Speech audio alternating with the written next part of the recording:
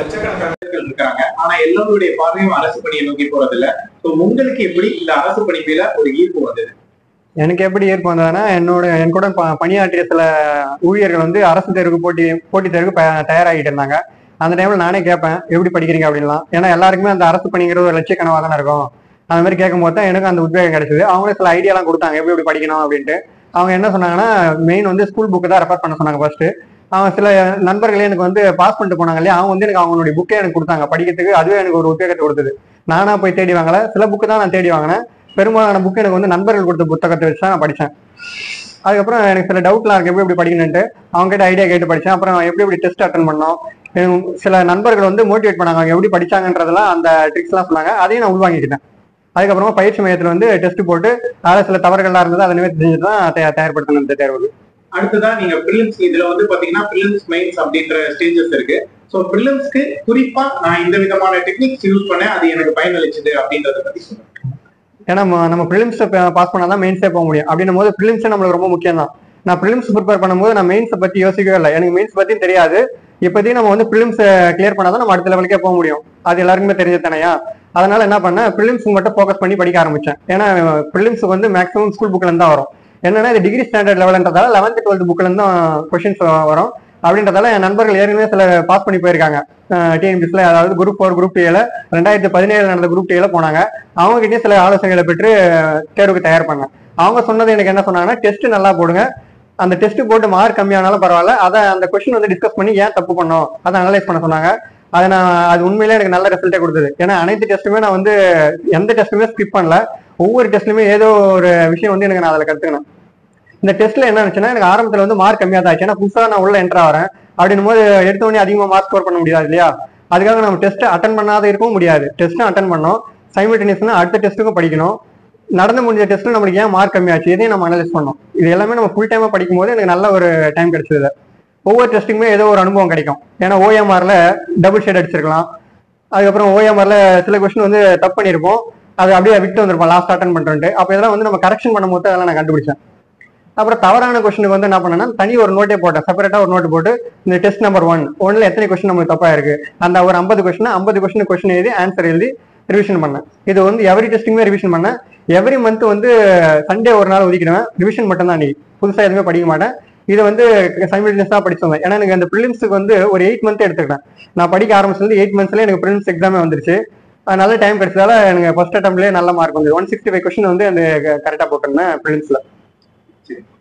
இப்போ உங்களுடைய டிஸ்கஷன்லாம் நல்லா பயனளிச்சதுன்னு சொல்றீங்க. சோ இங்க நம்மளுடைய தேர்வுகளையுமே நிறைய டிஸ்கஷன்ஸ் வீடியோவா கொடுக்குறோம். அதை எப்படி மாணவர்கள் பயன்படுத்திக்கலாம் அப்படின்றது ஒரு சின்ன அட்வைஸ் கொடுத்தீங்கன்னா? கண்டிப்பா நம்ம டெஸ்ட் அட்டன் பண்றதை காட்டிலும் டிஸ்கஷன் தான் ரொம்பவே முக்கியம். 3 மணி நேரம் நம்ம டெஸ்ட் அட்டன் பண்றோம்னா 3 மணி நேரம் வீடியோ பார்த்தணும். நம்மளா தேடியும் கண்டுபிடிக்கலாம் 200 கொஸ்டின் எங்க இருக்குன்னு. அது டைம் எடுக்கும். டிஸ்கஷன் பண்ணும்போது என்ன பண்ணுவோம்னா, அந்த 4 ஆப்ஷனுக்குமே ஏதோ ஒரு கொஸ்டின் வந்து கேட்கலாம். அந்த மாதிரி தான் இருக்கும். ஒவ்வொரு கொஸ்டினுக்கும் 4 ஆப்ஷன் இருக்கும். அப்போ ஒரு கொஸ்டின்ல இருந்து 4 கொஸ்டின் நம்ம ஃபார்ம் பண்ணலாம். அந்த மாதிரி தான் இருக்கும். அதனால வந்து அந்த வீடியோ பார்த்தா நம்மளுக்கு பயனுள்ளதா தான் இருக்கும். இது வரைக்கும் நம்ம கேள்விப்படாத இதெல்லாம் அவங்க சொல்லுவாங்க, அப்படியே கண்டிப்பா அது யூஸ்ஃபுல்லா தான் இருக்கும். அது எனக்கு பயனுள்ளதா தான் இருந்தது. நீங்களும் அதை பயன்படுத்திங்க, இருக்கிறதுல அதான் பெஸ்ட். நிச்சயமா நிச்சயமா. இப்போ நம்ம மெயின்ஸ் பத்தி பார்க்கலாம். ஸோ மெயின்ஸ்ல வந்துட்டு பாத்தீங்கன்னா எடுத்ததுமே ஒரு வேகம்ன்றது வராது. ஒருத்தருக்கு கையெழுத்துல குறைபாடுகள் இருக்கும். சில நாள் பேப்பர் கண்டென்ட் ஃபில் பண்ண முடியாது.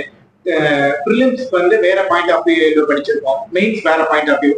எடுத்ததும் நீங்க மெயின்ஸுக்கு தகுதி பெற்றிருக்கீங்க அப்படின்றதே ஃபர்ஸ்ட் உங்களுக்கு எப்படி ஃபீல் ஆச்சு? மெயின்ஸுக்கு நான் வந்து ப்ரிலிம்ஸ் எழுதிட்டு வரும்போது எனக்கு கான்ஃபிடென்ட்டா இருந்தது.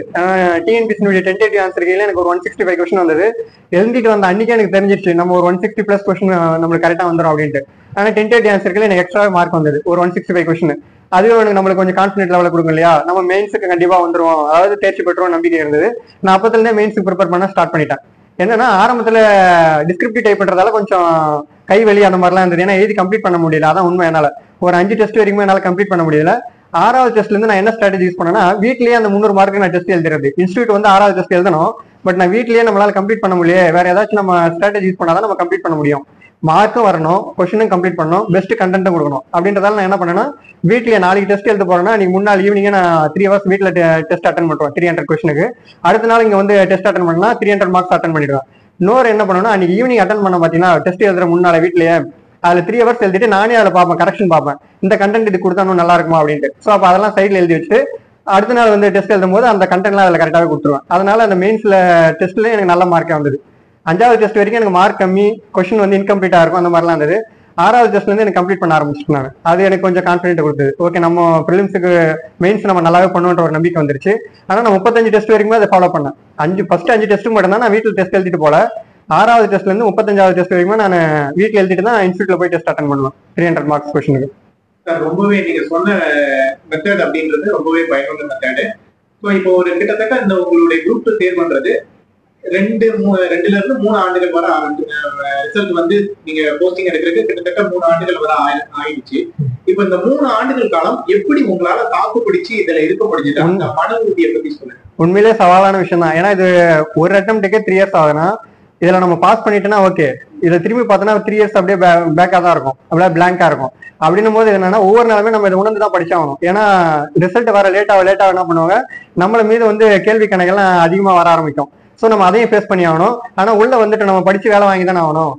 அதன்றதால நான் எக்காரத்தை கொண்டு டெஸ்ட் ஸ்கிப் பண்ணல. நம்ம டெஸ்ட் போட்டே ஆகணும் அப்படின்றதால டெஸ்ட்டுக்கு தான் நான் ஃபோக்கஸ் பண்ணேன். எனக்கு ஃபேமிலி சப்போர்ட் இருந்ததால எனக்கு ஃபேமிலி மட்டும்தான் சப்போர்ட் பண்ணாங்க. அடுத்து இன்ஸ்டியூட் சப்போர்ட் இருந்தது.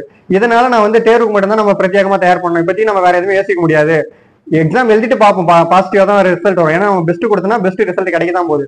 அந்த மைண்ட் செட்ல மட்டும் தான் நான் இருந்தேன். அது பின்னால் என்ன நடக்குன்றது நம்மளுக்கு எதுவுமே தெரியாது. நம்ம பெஸ்ட் கொடுத்தோம்னா அதுக்கான ரிசல்ட் எதிர்பார்த்த மாதிரி நல்ல ரிசல்ட்டே வந்தது. நல்லது. இப்போ குரூப் 2 நோட்டிபிகேஷன் வந்திருக்கு. இந்த குரூப் 2 தேர்வர்களுக்கு நீங்க எந்த விதமான அறிவுரை கொடுத்து வரீங்க? இப்ப படிக்கிற மாணவர்கள் எல்லாமே கோல்டன் ஆப்பர்ச்சுனிட்டி தான். என்னன்னா குரூப் 4 படிச்சு முடிச்சிருப்பாங்க. இப்ப அப்படியே அவங்க அந்த டச்லயே இருப்பாங்க படிக்கிறதுக்கு. அப்ப அதே சிலபஸ் தான் குரூப் 2 இருக்கும். ஏன்னா இப்ப ப்ரிலிம்ஸ் 2 பேருக்கு ஒரே எக்ஸாம் தான். அப்படின்னும் போது ப்ரிலிம்ஸ் வந்து குரூப் 4 படிச்சதே தான் இதுலயும் வரும். அதெல்லாம் என்ன பண்றீங்கன்னா இதுல கேப் விடாம கன்சிஸ்டன்சியா படிச்சாலே போதும், நல்ல மார்க்கே வரும், ப்ரிலிம்ஸ் கிளியர் பண்ணிடலாம். ப்ரிலிம்ஸை பொறுத்த வரைக்கும் எதுவும் இல்லை, நீங்க கான்ஃபிடென்ட்டா அட்டன் பண்ணாலே போதும். இப்போதைக்கு மெயின்ஸ் பத்தி யோசிக்க கூடாது. நான் அப்படிதான் இருந்தேன். ஏன்னா மெயின்ஸ் எனக்கு தெரியாது. முதல்ல நம்ம ப்ரிலிம்ஸ் பாஸ் பண்ணுவோம், அதுக்கப்புறம் மெயின்ஸ் பத்தி பாத்துக்கலாம் அப்படின்றதால ப்ரிலிம்ஸ் மட்டுமே ஃபோக்கஸ் பண்ணேன். ப்ரிலிம்ஸ்ல நீங்க ஒரு 165 கொஸ்டின் போட்டீங்கன்னா உங்களுக்கே தெரிஞ்சிடும். அன்னைக்கு ஈவினிங்ல இருந்து நீங்க படிக்க ஆரம்பிச்சலாம். மெயின்ஸ் எல்லாம் நம்ம தேட ஆரம்பிச்சலாம். தேட நம்மளுக்கே தெரிஞ்சிடும் என்னன்ட்டு. ஆட்டோமேட்டிக்கா நம்ம அந்த இடத்துல தேடி நம்மளே புஷ் பண்ணி தள்ளி வைக்கிறோம். இதுதான் எனக்கு நடந்தது, உங்களுக்கு இதே தான் நடக்கும். அதெல்லாம் கான்ஃபிடென்ட்டா ப்ரிலிம்ஸ் மட்டும் ஃபோக்கஸ் பண்ணுங்க. இப்போதைக்கு மெயினா வந்து டெஸ்ட் மட்டும் அட்டன் பண்ணுங்க. எக்காரணத்தை கூட ஸ்கிப் பண்ணாதீங்க. இன்கேஸ் அன்னைக்கு வரமுறையில எமர்ஜென்சியா வந்து டெஸ்ட் அட்டன் பண்ண முடியா, அடுத்த நாள் வந்து அட்டன் பண்ணுங்க.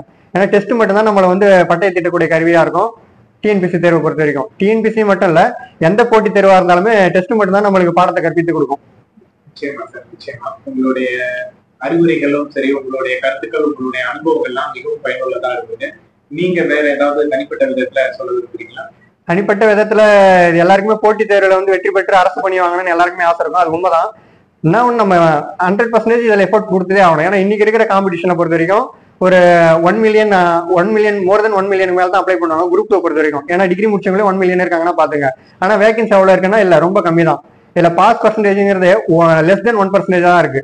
அப்ப நம்ம மத்தவங்களோட ஏதோ நீங்க டிஃபர் காமிச்சிட்டு ஆகணும் இந்த போட்டி தேர்வு பொறுத்த வரைக்கும். எதான உண்மை, எல்லாருக்குமே படிக்கிறதுக்கான தகுதி இருக்கு, எல்லாமே ஓகே. ஆனா இங்க டிஃபர் காட்டினா மட்டும் தான் நம்ம வந்து இதுல ஜெயிச்சுட்டு வர முடியும். அப்படின்றதால நீங்க ஒவ்வொரு டெஸ்ட்லயுமே ஏதோ ஒரு வித்தியாசத்தை காட்டணும்.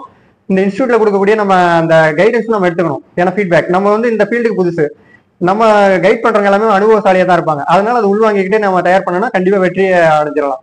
இதுல பெற்றோருக்கும் ஆசிரியர் பெருமக்களுக்கும் எனக்கு பயிற்சி வாங்கின அனைவருக்கும் நன்றி, சாருக்கும் நன்றி.